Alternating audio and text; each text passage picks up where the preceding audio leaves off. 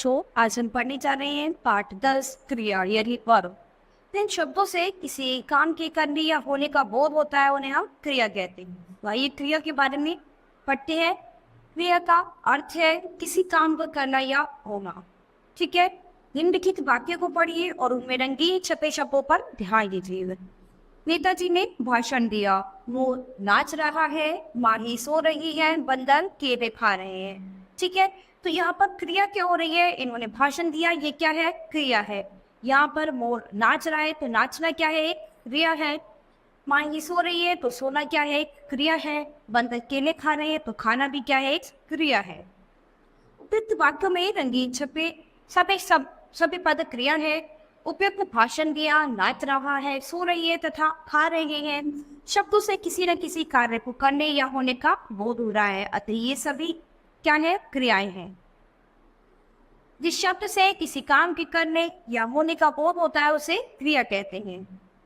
क्रिया का मूल रूप धातु कहलाता है, जैसे गा, खा, जा, आ, लिख, पढ़, हंस, भी आदि। इन्हीं धातु रूपों से क्रिया के सामान्य रूप बनते हैं, जैसे गाना, खाना, जाना, आना, लिखना, पढ़ना, हंसना, पीना आदि। ठीक है, इसके बाद आते हैं क्रिया के भेद, यानी क्रिया कितने प्रकार की होती है। तो क्रिया के भेद दो आधार पर किए गए हैं। पहला कर्म के आधार पर और दूसरा प्रयोग के आधार पर।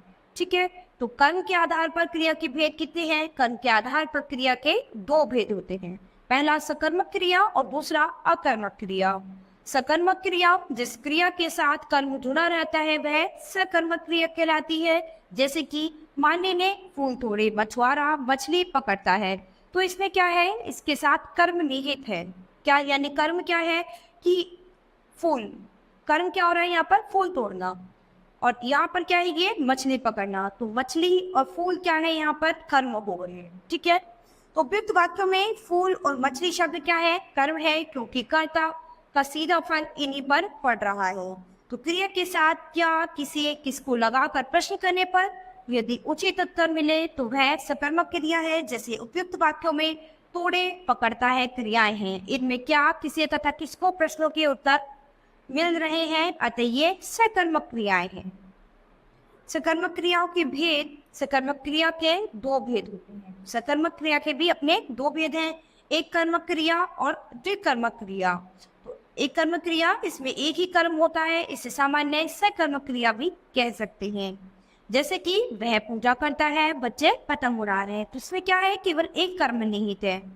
इसके बाद है द्विकर्मक क्रिया, जिन सकर्मक क्रियाओं के दो कर्म होते हैं। तो इनमें क्या है? दो कर्म होते हैं, दो कर्मों के साथ दो क्रिया होती है, वो द्विकर्मक क्रिया कहलाती है। जैसे कि दादी बच्चों के लिए खाना बनाते हैं, तो यानी यहाँ पर क्या है? दो कर्म निहित है। वह पेन से कविता लिखता है, तो यहाँ प्रत्येक वाक्य में दो दो कर्म है। पहले वाक्य में बच्चों के लिए और खाना, तथा दूसरे वाक्य में पेन और कविता कर्म है, तो यहाँ पर दो दो कर्म निहित है। इसीलिए इन्हें हम द्विकर्मक क्रिया के नाम से जानते हैं। द्विकर्मक क्रिया वाले वाक्यों में क्या और किसको दोनों का उत्तर मिलता है। जैसे कि दादी क्या बनाती है? खाना बनाती है। दादी किसके लिए खाना बनाती है? बच्चों के लिए बनाती है। ठीक है, तो क्या और किसके लगाकर हम इसमें प्रश्न का उत्तर हमें मिल सकता है। इसके बाद है अकर्मक क्रिया। जिस क्रिया के कार्य का फल सीधे कर्ता पर पड़ता है वह अकर्मक क्रिया कहलाती है, यानी इसमें कर्म निहित नहीं होता है। जैसे कि बच्चा रो रहा है, तो रोना क्या हो गई? क्रिया, तो इसका सीधा फर्क किस पे पड़ रहा है? कर्ता पर। इसमें कर्म निहित नहीं है। कबूतर उड़ रहा है, तो उड़ना क्या हो गई? क्रिया, और इसका सीधा फर्क किस पे पड़ रहा है? कर्ता पर। फिर वाक्यों में क्रियाओं का फल कर्ता पर ही पड़ रहा है, जैसे रोना क्रिया का फल बच्चा कर्ता और उड़ना क्रिया का फल कबूतर कर्ता पर पड़ रहा है, अतः ये क्रियाएं क्या है? अकर्मक है, यानी इनमें कर्म निहित नहीं है। इसके बाद दूसरा देखेंगे प्रयोग के आधार पर क्रिया के भेद। तो प्रयोग के आधार पर क्रिया के कितने भेद हैं? प्रयोग के आधार पर क्रिया के 5 भेद होते हैं। सामान्य क्रिया, संयुक्त क्रिया, नाम धातु क्रिया, प्रेरणार्थक क्रिया, पूर्वकालिक क्रिया। सबसे पहला है सामान्य क्रिया। सामान्य क्रिया में केवल एक ही क्रिया का प्रयोग किया जाता है, जैसे कि कुत्ता मौका, बालक सोए, तो उपयुक्त वाक्यों में भोगा तथा सोए एक ही क्रिया होने से ये सामान्य क्रियाएं हैं। इसके बाद है संयुक्त क्रिया।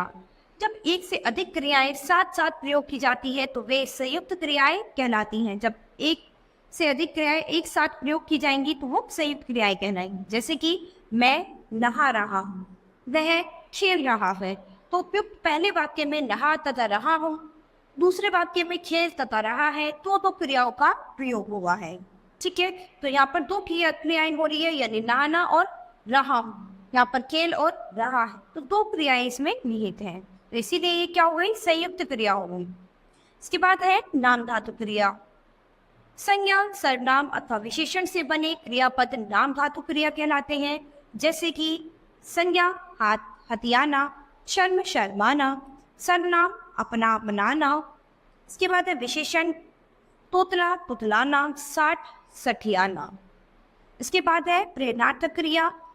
जिस क्रिया से यह प्रकट हो कि कर्ता स्वयं कार्य न करके किसी अन्य को उस कार्य के लिए प्रेरित कर रहा है, वह प्रेरणार्थक क्रिया कहलाती है। जिस क्रिया में कर्ता जो है स्वयं कार्य न करके किसी दूसरे को उस काम के लिए प्रेरित करे तो उसे हम प्रेरणार्थक क्रिया कहेंगे। ऐसी क्रियाओं में दो कर्ता होते हैं, प्रेरक कर्ता प्रेरणा देने वाला कर्ता, दूसरा होता है प्रेरित कर्ता प्रेरणा ग्रहण करने वाला कर्ता। नेहा नौकर से कुत्ते को खाना खिलवाती है, राधिका माली से पौधों को पानी डलवाती है। तो जब कोई काम हम स्वयं न करके किसी दूसरे से कराएंगे तो वो क्या होगा, हमारा प्रेरणार्थक क्रिया। यानी कोई काम हम खुद न करके किसी दूसरे से कहकर करवा रहे हैं तो वो क्या होगा, हमारा प्रेरणार्थक क्रिया कहलाएगी। यहाँ नेहा प्रेरक कर्ता स्वयं कुत्तों को खाना न खिलाकर नौकर प्रेरित कर्ता से खाना यानी कार्य खिलाने का कार्य करवाती है। तो जो प्रेरक करता है वो खुद ना करके वो क्या करता है, प्रेरित कर्ता से इस कार्य को करवाता है। अतः यहाँ खिलवाती प्रेरणार्थक क्रिया है। इसी प्रकार दूसरे वाक्य में राधिका स्वयं पौधे में पानी न देकर बल्कि माली से पौधे को पानी दिलवाती है। यहाँ दिलवाती प्रेरणार्थक क्रिया है।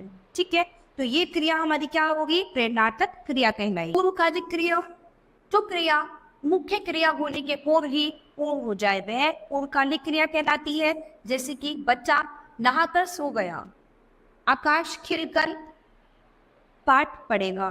ठीक है, तो क्या है, क्रिया के पूर्व ही पूर्ण हो जाए, इसमें क्या है, मुख्य क्रिया होने के से पहले ही काम जो है वो पूर्ण हो जाए, तो वो क्या है, पूर्वकालिक क्रिया। तो उपयुक्त दोनों वाक्यों में नहाकर खेलकर पूर्वकालिक क्रियाएं हैं। तो इसमें क्या है, ये दोनों एक पूर्वकालिक क्रियाएं हैं। तो बच्चों यहाँ पर हमने क्रिया और क्रिया के भेद के बारे में पढ़ा। तो क्रिया क्या है, जिन शब्दों से हमें किसी कार्य की करने या होने का बोध होता है वो क्रिया कहलाती है, और क्रिया के भेद हमने इस पाठ में पढ़ लिए हैं। ठीक है, तो बच्चों ये पाठ हमारा यही खत्म होता है। अब हम अपनी नई क्लास में मिलेंगे अपने नए पाठ के साथ। धन्यवाद।